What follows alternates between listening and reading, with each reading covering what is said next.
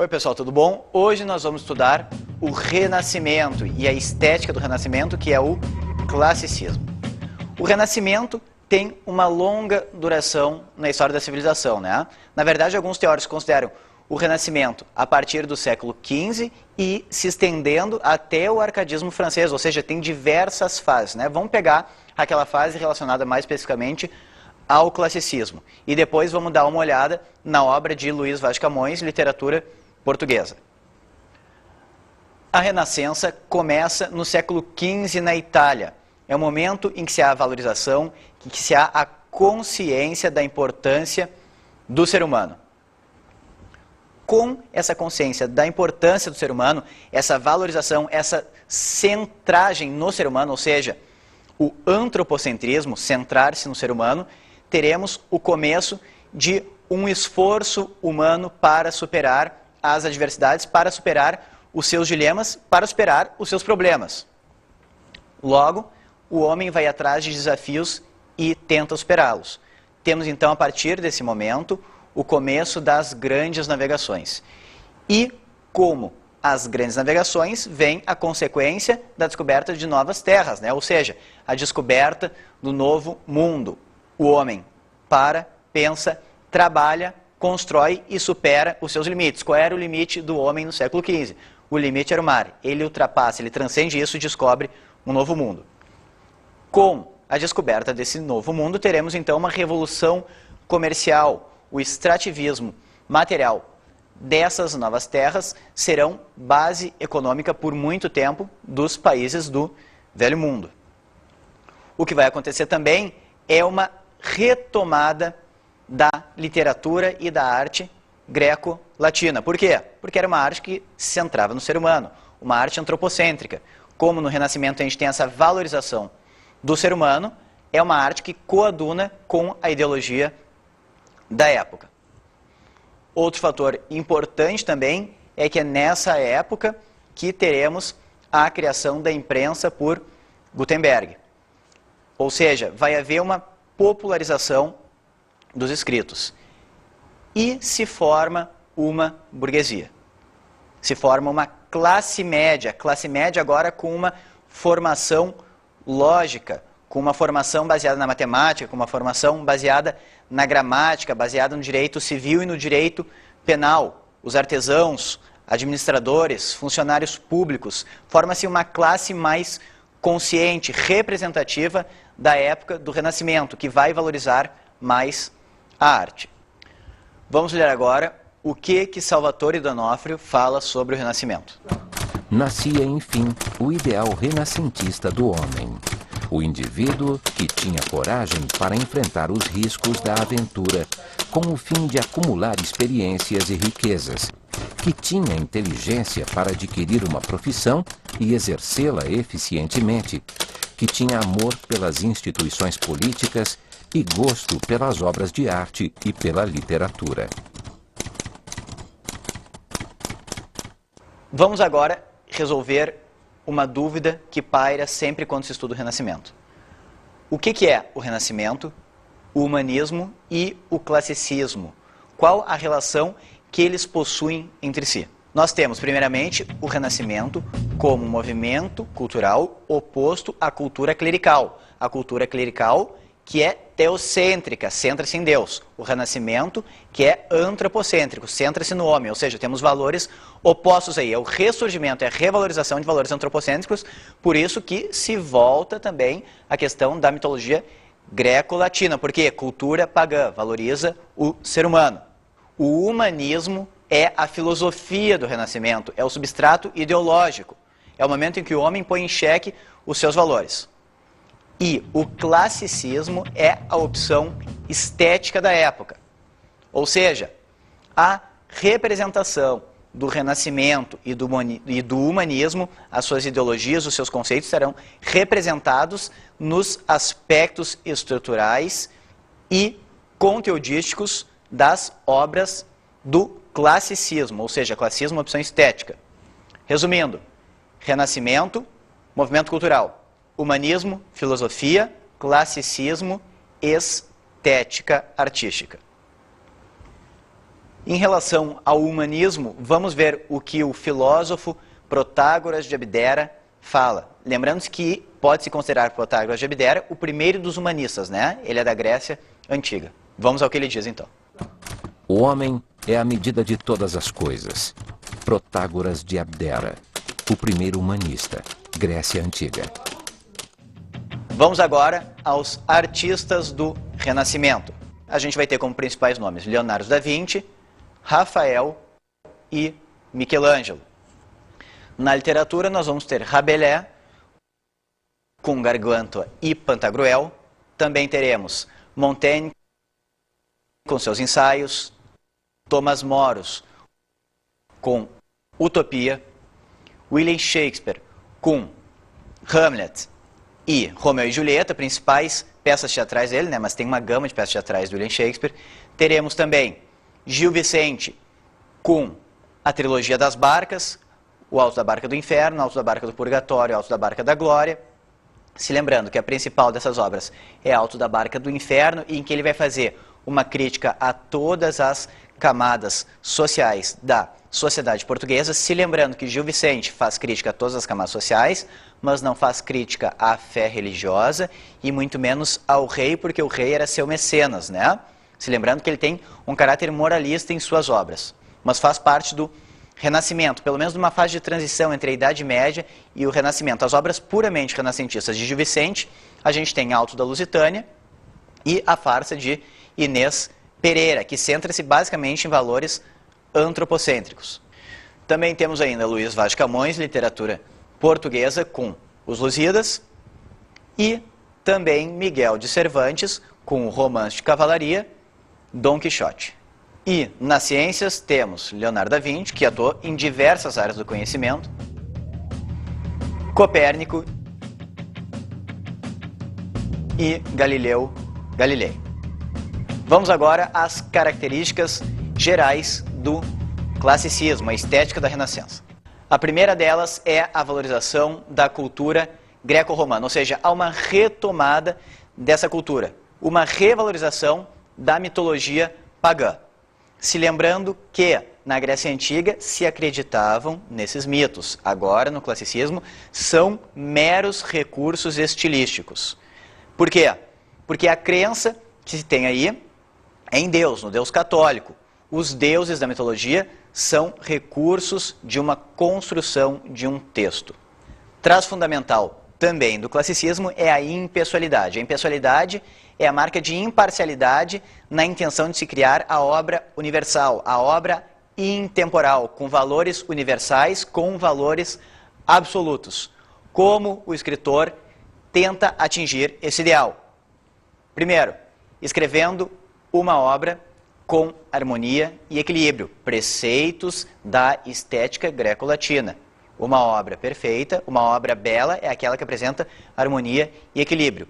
Só se atinge esse equilíbrio através do racionalismo, ou seja, não se abrirá espaço para emoção que não seja filtrada pela razão. Então o racionalismo é essencial para, a partir daí, se atingir a objetividade. Então, com uma obra objetiva, se atinge a universalidade. Se lembrando e repetindo, a subjetividade, então, referente à emoção, é filtrada pela racionalidade, referente à objetividade. Duração no classicismo em Portugal. O classicismo começa em Portugal em 1527, com o retorno de Sá de Miranda de Florença, trazendo essa nova cultura, essa nova ideologia estética do classicismo, e vai terminar com a morte de Luís Vaz de Camões, o principal nome do classicismo em Portugal, em 1580. Se lembrando que em 1580 tem o início da União Ibérica, quando Portugal, por 60 anos, vai virar mera colônia da Espanha. Agora vamos tratar de Luís Vaz de Camões. A obra de Camões é dividida em duas partes, que chamamos de Camões lírico e Camões épico. Vamos analisar primeiro Camões lírico. A lírica de Camões é dividida em dois temas. Primeiro, o tema do amor, onde temos a contraposição do amor ideal com o amor real. Qual a solução desse conflito, né, desse jogo de oposições? É a superação disso pela realização, ou seja, o amor carnal acontece na poesia lírica de Camões. Vamos ver agora o principal poema de Camões sobre o amor e as suas contradições. Amor é fogo que arde sem se ver, é ferida que dói e não se sente, é um contentamento descontente, é dor que desatina sem doer, é um não querer mais que bem querer, é um andar solitário entre a gente, é nunca contentar-se de contente, é um cuidar que ganha em se perder. É querer estar preso por vontade, é servir a quem vence, o vencedor, é ter com quem nos mata, lealdade. Mas como causar pode seu favor nos corações humanos amizade, se tão contrário a si é o mesmo amor? Podem se dar conta nesse poema que ele é composto por constantes paradoxos ou oxímoros, ou seja, contradições que não têm uma solução. Vejam, amor é fogo que arde sem se ver. A questão de ser luminoso e ao mesmo tempo não se poder enxergar. Um contentamento descontente. Outro exemplo mais claro ainda é ferida que dói e não se sente. Com esses recursos de contradição, Camões está demonstrando que o amor é completamente contraditório. E daí a gente vai ter nele a questão desse conflito sendo resolvido a partir da realização do amor carnal. O que se tem, então, especificamente na poesia sobre amor de Camões? A síntese entre o ideal e o possível. Estamos mais próximo, então, de um realismo em relação ao amor. O outro tema da poesia lírica de Camões é o desconcerto do mundo, em que encontramos os desajustes entre a realidade e os valores, ou seja, aquilo que se prega não é o que acontece realmente. Então temos a instauração de um mundo problemático e contraditório. Vamos aos aspectos formais de Camões, que intensificam o sentido desses poemas. Primeiro deles, escreveu em redondilhas maior, com 7 sílabas poéticas, e redondilha menor, com 5 sílabas poéticas. Também escreveu canções, écogas, poemas pastoris, elegias, poemas de lamento e de tristeza e sonetos. O soneto é a forma de 2 quartetos e 2 tercetos, que favorece o discurso dialético entre a tese e a antitese, ou seja, tese e antítese. Temos aí o jogo de conceitos. E na poesia de Camões, então, revela-se o conceptismo. Podemos dizer que a poesia lírica de Camões é conceptista. Vamos agora ler mais um poema de Camões em que revelamos essas características. Mais um soneto de Camões, então. Mudam-se os tempos, mudam-se as vontades, muda-se o ser, muda-se a confiança. Todo mundo é composto de mudança, tomando sempre novas qualidades. Continuamente vemos novidades, diferentes em tudo da esperança. Do mal ficam as mágoas na lembrança, e do bem, se algum houve, as saudades.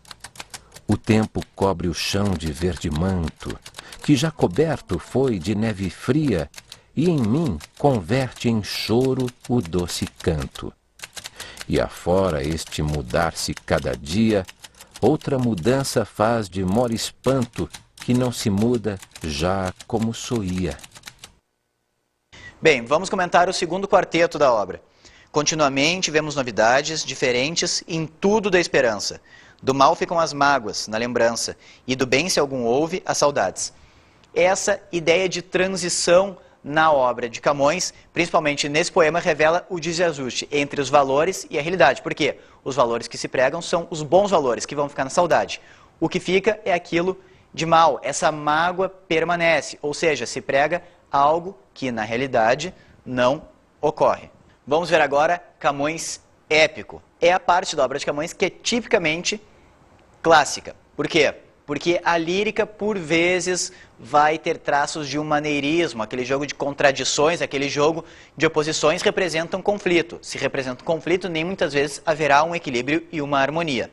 Agora, na poesia clássica de Camões, isso acontece constantemente, o equilíbrio. Temos como representação da poesia do classicismo em Camões, o poema épico Os Lusíadas. Mas antes de falar especificamente sobre os Lusíadas, vamos falar sobre o épico. O épico é um gênero narrativo, onde haverá a heroização da coletividade, baseando-se em valores antropocêntricos, valorizando o ser humano. Temos então os feitos de uma coletividade, na verdade os grandes feitos dessa coletividade. Logo, nos Lusíadas, o que temos? Os grandes feitos do peito ilustre lusitano, ou seja, do povo português. Mas temos como representante desse povo português um herói épico. Quem é o herói épico ou o que é o herói épico? O herói épico é o representante das virtudes de um povo. No caso dos Lusíadas, o representante dessas virtudes é Vasco da Gama. Mas Vasco da Gama não é um indivíduo, é o representante de uma coletividade. Então, todas as qualidades que encontramos em Vasco da Gama só existem porque são qualidades do povo português. Vasco da Gama é corajoso, é honrado, é perspicaz, é inteligente, é audaz. Tudo isso se deve porque o povo português possui essas virtudes, possui essas características.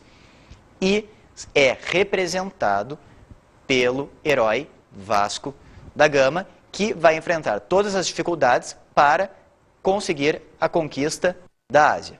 Vamos ver agora o mapa que indica o trajeto que Vasco da Gama fez com a sua frota até chegar à Ásia. E é o trajeto narrado nos Lusíadas. Vamos agora à estrutura poética. O poema Os Lusíadas é escrito todo em decassílabos, ou seja, 10 sílabas poéticas. E é escrito em oitava rima, ou seja, estrofes com 8 versos. No seguinte esquema, AB, AB, AB, CC. Sempre havendo essa rima. E é dividido em 10 cantos. Podemos entender cantos por capítulos, onde é narrada a história de Os Lusíadas. Vamos agora à estrutura narrativa da obra de Camões. Quanto ao narrador, quem narra a obra Os Lusíadas? Temos 2 narradores. O principal deles é Luís Vaz de Camões, que na maioria dos capítulos ou dos cantos narra. Mas nos capítulos ou cantos 3, 4 e 5 temos o próprio Vasco da Gama contando a história da saída de Portugal até a chegada a Melinde. Ele conta tudo isso ao rei de Melinde e depois a retomada da narrativa por Luís Vaz de Camões. Vamos então à estrutura de um épico. O épico de Camões é baseado nos épicos clássicos, como a Ilíada, a Odisseia e a Eneida. Se lembrando que a Ilíada e a Odisseia são de Homero e a Eneida de Virgílio. Sendo assim, tem uma divisão clássica baseada nessas epopeias. Qual é a divisão? É dividida em 5 partes, que começa com a proposição, onde temos o assunto a ser tratado e o motivo desse assunto a ser tratado. Depois da proposição vem a invocação. No caso dos Lusíadas, a invocação é as ninfas do Tejo, do rio Tejo, o rio de Portugal. Sempre há uma invocação a um ente mitológico. Depois da invocação, há a dedicatória, e a dedicatória nos Lusíadas é referente ao rei Dom Sebastião, então é um oferecimento ao rei Dom Sebastião. A quarta parte é a narração, onde haverá a navegação de Vasco da Gama, as disputas entre Baco e Vênus, porque Vênus apoiava os portugueses nessa empreitada e Baco não queria que isso ocorresse. Por quê? Porque Baco é um deus proveniente da cultura oriental, da Ásia. A Ásia era de Baco, ele não queria que os portugueses conquistassem a Ásia. E também temos os episódios, nessa parte ainda da narração, como o episódio da morte de Inês de Castro e do Velho do Restelo, que são os mais conhecidos, e depois a gente vai ler alguns trechos. E, finalmente, a quinta parte, temos o epílogo. O epílogo é onde Camões vai falar da decadência do povo português, da sua tristeza em relação a isso e de que Portugal não merece ser cantada. Temos uma espécie, então, de profecia de Camões, porque a obra é publicada em 1572 e em 1580 temos a decadência final de Portugal, quando se torna colônia da Espanha na União Ibérica. Se lembrando, por ser Camões um classicista que segue os preceitos de harmonia e equilíbrio da cultura greco-romana, os Lusíadas segue a estrutura clássica. Essa divisão acontece em qualquer épico clássico. E isso é importantíssimo. Por quê? Porque comprova as características de valorização da cultura pagã. Vamos ler agora alguns trechos de Os Lusíadas. Canto 1. Proposição. As armas e os barões assinalados, que da ocidental praia lusitana, por mares nunca dantes navegados, passaram ainda além da Taprobana, e em perigo e guerras esforçados, mais do que prometia a força humana, e entre gente remota edificaram novo reino que tanto sublimaram.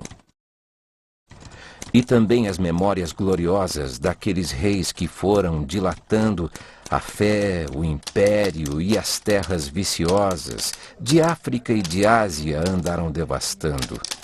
E aqueles que por obras valerosas se vão da lei da morte libertando, cantando espalharei por toda parte, se a tanto me ajudar engenho e arte. Canto 3. Episódio de Inês de Castro. Ó tu que tens de humano o gesto e o peito, se de humano é matar uma donzela fraca e sem força, só por ter sujeito o coração a quem sou e vencê-la, a estas criancinhas tem respeito, pois o não tens à morte escura dela. Mova-te a piedade sua e minha, pois te não move a culpa que não tinha. Importantíssimo em Os Lusíadas. Temos uma visão aristocrática social e uma visão aristocrática intelectual. Na visão aristocrática social, temos uma conquista da aristocracia portuguesa, e não necessariamente do peito lusitano, porque quem comanda tudo isso é a aristocracia. E da visão aristocrática intelectual, temos a superação dos humanos em relação aos deuses. Os portugueses são tão superiores que superam até os deuses. O que acontece então de fundamental na obra Os Lusíadas? A antropomorfização dos deuses e a divinização dos homens. Na verdade, quem tem um aspecto e as atitudes de um ser mitológico, de um semideus, é Vasco da Gama. Por quê? Porque os deuses, os mais comentados, né, os principais, Vênus e Baco, vão estar brigando por vaidade. Veja só, qual é o desejo de Vênus de ver os portugueses bem-sucedidos? Por ela gostar da língua portuguesa, que se assemelha muito ao latim. E por que Baco não quer que os portugueses cheguem à Ásia? Porque ele não ficaria mais conhecido, porque a Ásia é dele, os portugueses dominariam essa região. E ele não ficaria mais como o líder daquele local, como o representante ou como o dono, digamos assim, da Ásia, porque ele é um deus absorvido da cultura grega, mas que provém da cultura asiática. Vamos agora às dicas de estudo.